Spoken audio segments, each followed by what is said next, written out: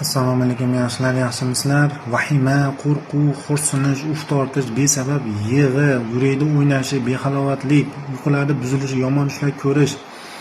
Bularning hammasi o'sha ko'p uchraydigan kardionevroz deyiladi, ya'ni asabdan deb ko'p be'tibor bo'lib qolinadi, lekin asosiy sababi buqoq bo'ladi, bilib qo'yinglar. Buqoq bezi bu narsalarda shu shikoyatlarga sabab bo'ladi.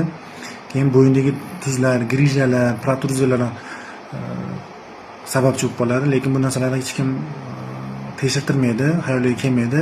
Mana bu bemorlar xuddi shunaqa, mana buqoq bezlarida shu darajada katta mana qora turgan narsa kista. Xuddi shunaqa tugunlar ham bor, razmerlarini qarang, 35 ga 15. Xuddi shunaqa kistaga qo'shilib bizda buqoq tugunlari ham chiqadi. E'tibor berishmaydi. Asosiy sabab shu buqoq bezi bo'ladi. Yurakda o'ynashigan, boshqasiga ham kelgan, o'sha bo'yindagi grijalar hech narsa chiqmasa, organik patologiya yuraklarda kelgan, buni kardionevrozni davolasa bo'ladi. Sog' bo'ling, salomat bo'ling.